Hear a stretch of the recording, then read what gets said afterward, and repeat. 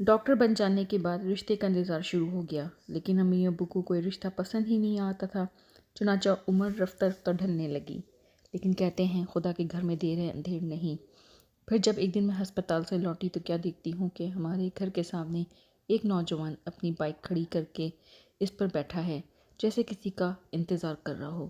پھر تو جیسے معمول بن گیا اور میں روز واپسی پر اسے اسی طرح بائک پر بیٹھے دیکھتی۔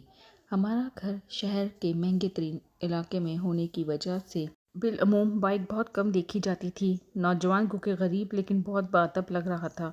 وہ زیادہ تر اپنا سر نیچے کیے ہوئے بیٹھا رہتا، صرف ایک لمحے کے لیے دیکھتا جب میں اس کے پاس سے گزر کر گھر میں داخل ہوتی۔ لیکن وہ کون ہے اور کیا چاہتا ہے؟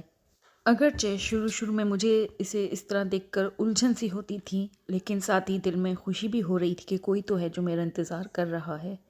پھر جب بھی میں اسے بائک پر بیٹھے دیکھتی تو دل زور زور سے دھڑکنا شروع کر دیتا۔ یا اللہ، یہ کیا ہے؟ کیا مجھے اس سے محبت ہو گئی ہے؟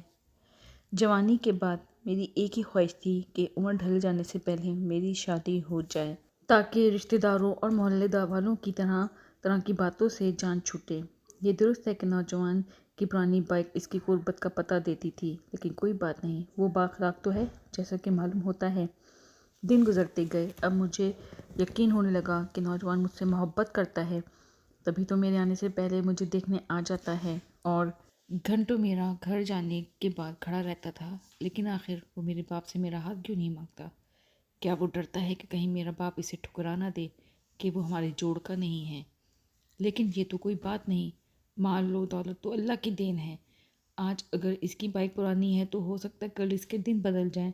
اگر وہ مجھ سے محبت کرتا ہے جیسا کہ اس کے طویل انتظار سے معلوم ہوتا ہے، تو پھر اسٹیٹس کا فرق کوئی مسئلہ نہیں ہے۔ مجھے وہ غربت میں بھی منظور ہے۔ اب تو کم و بیش مہینہ ہونے کو آیا تھا، لیکن نوجوان کی جانب سے کوئی حرکت سامنے نہیں آئی۔ اب میں اس سے زیادہ انتظار نہیں کر سکتی تھی۔ وہ مجھ سے بات کیوں نہیں کرتا؟ میرے دروازے پر دستک دے کر میرے باپ سے میرا ہاتھ کیوں نہیں مانگتا؟